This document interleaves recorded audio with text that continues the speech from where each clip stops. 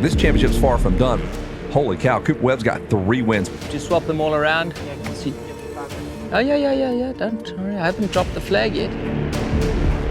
Come on, you're all right. Hey, try a couple on the inside just to see. Come on, Bob! These have been some of the most dynamic weeks in the history of Supercross, on and off the track. I don't know if we can come up with a better stretch of storyline. I just love the fact that we don't know who's going to win every time. And this thing is so wide open, and I couldn't tell you when it's been like this. Tonight, it's round 7. 5 different red plate holders after 6 rounds. Awesome. 4 riders within 2 points of each other after 6 rounds. You couldn't script it better. You go to Baker's factory, it really is this murderer's row in terms of speed and dudes running at the front of the championship. I don't really buy much into this. There's drama at the Baker's factory because these guys beat each other and it gets everybody mad. There's a little bit of a kicker on this, the triple where we start and stop them.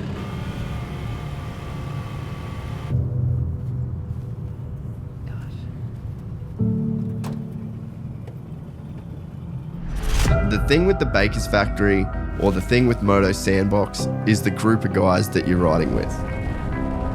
They need to be riding together as much as possible because that's the only way they're going to sharpen their tools the best. But does that get a little bit uncomfortable? For sure. Hey, try a couple on the inside just to see. Come on, Bob! I think it's an incredibly great thing in the off season because you're getting pushed to the level you need to be for the opener.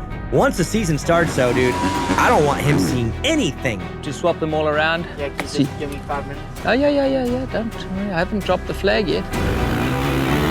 I don't think that KTM hired Cooper to be a number 2 guy at all. But you're Marvin, you've watched Webb the last couple of years, and you're like, it hasn't been that great, right? So you're not super concerned with him. That's all changed. That scenario is completely different. Now you're like, well, crap, now I'm practicing and training with a guy that's also going for the title, and I got to worry about Eli, and I got to worry about Kenny. Right. So, don't expect that you know what I mean? It's a lot today. How many laps did I get? 12? Actually, no. I got 16. Tell him your favorite nickname. Favorite nickname? Yeah, that's easy. Dang, I'm lost. Bacon. Oh, jeez. That's not a nickname. That's just a swear word. You know, I went to first watch and to go, and right on the back it has like a fork, and bring home the bacon. Bring home the bacon. That's what we're all here trying to do.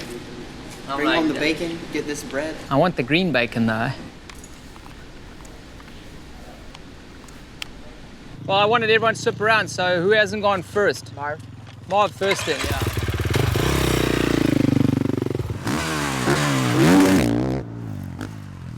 Cooper Webb was straight up nasty to him back in their 250 days. I mean, he was downright disrespectful. That's the way Cooper Webb operated in those days. He did everything he could to get in Marvin's head.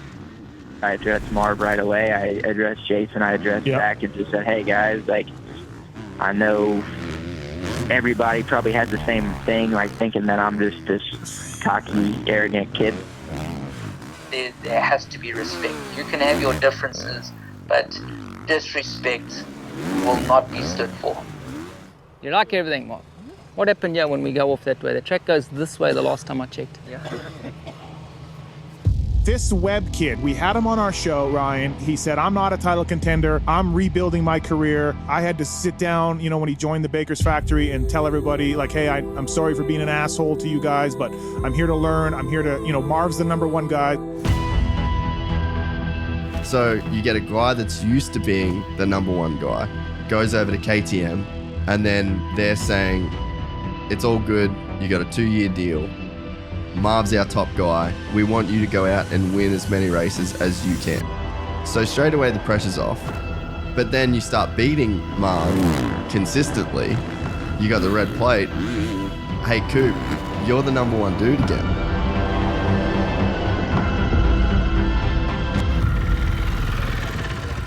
Good job, Coop. Last lap, little mistake there. Yeah. Good job, dude. Tough. Okay. Came around, I started breathing a lot better at the end. At the end. Ask him about this thing right here on his fridge. No, why would you go there now? Well, we narrowed it down to the culprit of what caused it, but we don't know who the person is. Total disrespect. It's like the SVU episode of I could have saved the probably Baker's Factory. $800 by buying a pre-dented fridge. The programs, the facilities, they're so dialed. Everything has elevated in this sport now to the point where everyone is as good as what the ALDON program was. Man, I'm so bummed we're riding a new track today. I already spotted a couple of quads. I'm gonna do 2 lappers and go home. I can shit talk on Chase, but I'm not quite there with Ken yet. So basically, whoever did the shittiest on the weekend always gets picked on. Chase! All right. Big day today. Brand new track. That track has been in the works for how many weeks? A long time because of the rain, and the warm-up might take a little bit longer just to get everything down. He's in shape, but the more laps you can do during the week, the better. It's gonna be probably pretty tough today, actually, the motos. Dude, look at it. It looks so good. We've been waiting to ride this thing for 3 weeks. Here we go. You've got like this whole group of dudes that is now riding out of this new Moto sandbox with Ken as like this figurehead dude. Looking good so far. Good job, right there.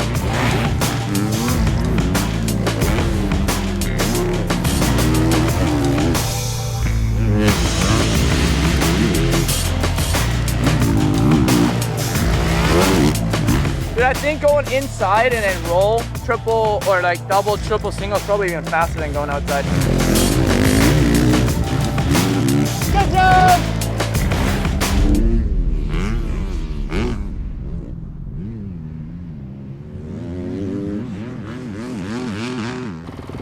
My handlebar straight? Yeah.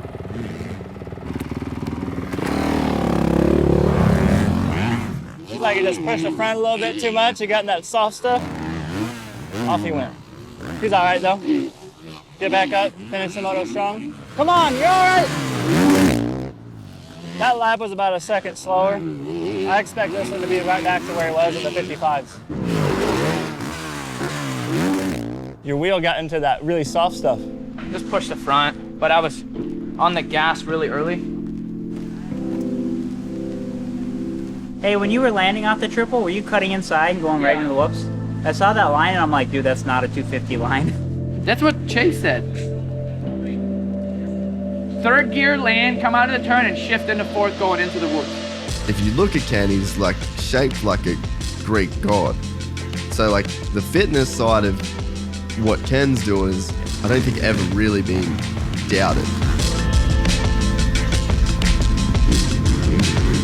You got to have a little bit of luck to win this thing. Right. And your luck is better when you're in good positions more often. And Kenny puts himself in good positions when it matters.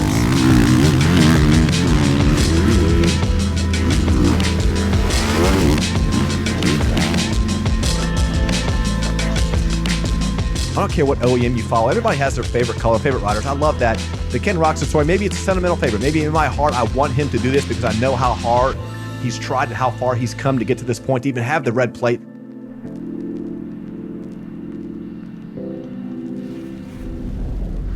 The biggest obstacle tonight will be the track. It's gnarly, it's ruddy, it's soft. It's going to be treacherous, which is really weird for Dallas. It's normally hard packed, doesn't change a lot. If you would single that, jump into that little top of that plateau, and then hit that knuckle right there, I don't think you're going to make it into the backside of the triple out. And then to get high enough to set into that, I don't know. I really like Kenny just because he's my buddy, so I'm rooting for him. But I don't know, all four of those guys, I think it's tough. It's like you could go inside and then have to be patient, or you'd be in the bales, or you could rip this outside berm and square somebody up. Yeah. 4 dudes, only 2 points separating the guys. It's insane. Everyone always asks me, who do you got for the weekend? And honestly, it's a coin toss. Do you guys like that option section over there? I think depends how it plays out. Yeah, that was done in that 90 degree corner. It's fun to see it close. We have a guy that's won half the races, but it's only 1 point back, so Yeah, it's interesting. Obviously, your bad days, you're going to make those a good days. Put yourself in the shoes of those guys that are within 2 points. Like, do they want to win? Of course, they want to do the best they can, but they realize like one mistake and they're out of it. I think you're going to see a lot of situational racing too, right? As each race goes on, every single position is going to count. And these guys are going to start worrying about that more and more and more instead of, I just got to win tonight. It's going to be like, okay, who's around me? I got to make sure I'm ahead of that guy. I can't give up points to that guy. Normally at this part of the season, you want to be smart and wait till later on, but you can't do that with 4 guys that are legitimate. So that's why I think the pressure's on. It's crunch time for those guys, so it's going to narrow it down pretty soon. Jack's tough, huh? It's getting rusted and but also like edgy. It's like really bumpy here, and then when if I brake really hard with my front, my rear, like it's a little high obviously because I brake hard with the front, and it's hitting those braking bumps, and it feels like kind of stop, you know, like I mean hard on each one. It doesn't absorb. Because I feel like he's looking for like up here, not the whole stroke, just the top. That's my fork. That's your fork. Yeah. That's the fork cap. Diagram. Not a really good designer, Frankie. 3 wins to 0. I think that's the dynamic right now. Like Webb himself said, hey, learning year, Marv's the #1 guy. That's all out the window. We're 7 rounds down. He's got 3 wins. Hey, I'm going for the title just like you. Hey, I'm going to make some tweaks this time when I come in. I want to tweak this, tweak that. If you can come in and get faster every time you come in, stop every lap. I'll do that in a minute too. Got the practice another dollar? You get paid for practice? Or hourly?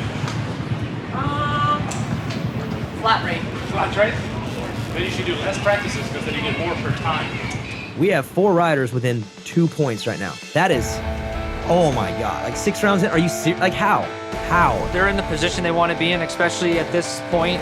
I think as you get to round 10, 11, that's when you're really going to want to make sure you're there. People are not hanging it out, and they're taking what the evening gives them, and that's going to get them there on round 17. There's 2 title heavy hitters that are in the hunt, and the dudes battling in 2nd and 3rd haven't won a race yet. Where do we hit the mark where people are going to stop saying like it's so good Ken just stays in the hunt and he's being consistent to when is Ken, like when will he win one of these things? How was it, dude? You're a Red Bull. P1. I got the track. Just went straight. Deep breath. Technique. You gotta ride this track with technique. Sprint at the beginning. This is your day, buddy. Just believe it. It's gonna suffer. Suffer is good. The whole shot, such an important thing tonight, and Roczen's right there at the line. 3 of the top 4 in the points, right here in the top 3. Ken comes inside, new leader. The crowd comes alive as Cooper takes over 2nd. If he can catch Ken Roczen, this is going to be a statement race. This battle, Daniel, is getting closer. But for Roczen, he's got to hold him off. He's got to prove to himself that he can close out these late races. This looks a lot like Anaheim. The outcome for Ken Roczen has to be different. He's all over him right now. He is all over Ken Roczen. Come on, buddy, Marvin! Here they come into the woods. Tries to get inside.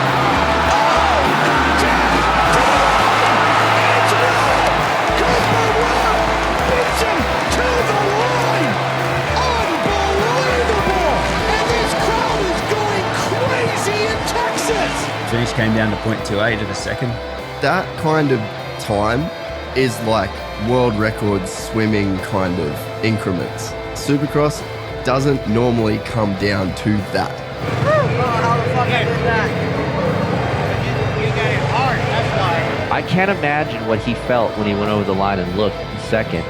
I felt sick. Well, it can't get closer than that. I struggled so bad in the woods in the turn before. This could be it. This is very much a turning point in the series. Cooper Webb has 4 wins. No one else has more than 1, and he's got the red plate. Remember, it's about the long haul. I know it's not how you wanted, but what did I tell you? The long haul, okay? We will do this, okay? I did what I could, and I mean, we lost the red plate, but it was a good battle tonight. I had good aggression. It is what it is, you know. I'm using this for fuel for the next race. Man, well, again, he has got to be, I mean, he put on a brave face after the race and everything, but he has got to be just wondering what the hell's going on. Yeah, it's unbelievable. Like, this is becoming like a movie script of what's it going to take to get this win. I just, I'm just doing my thing, you know. I don't have a win yet, but, you know, even coming into this, I feel like there was a reason we had the red plate, and we've just been super consistent, and we got to keep it that way. And the tough part is, you know, like Cooper, he's been consistent and getting wins on top of that, so there's not a whole lot of room for error, that's for sure.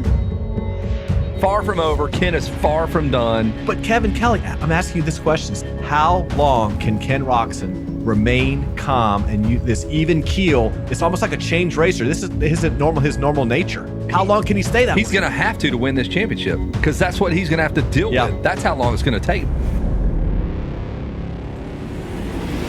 So Cooper Webb, he's the one that's kind of taking this by the throat, but other guys are still in it. Musquin and Roczen are right there in the points. The bike sits so good, and it Doesn't makes me like I can hop.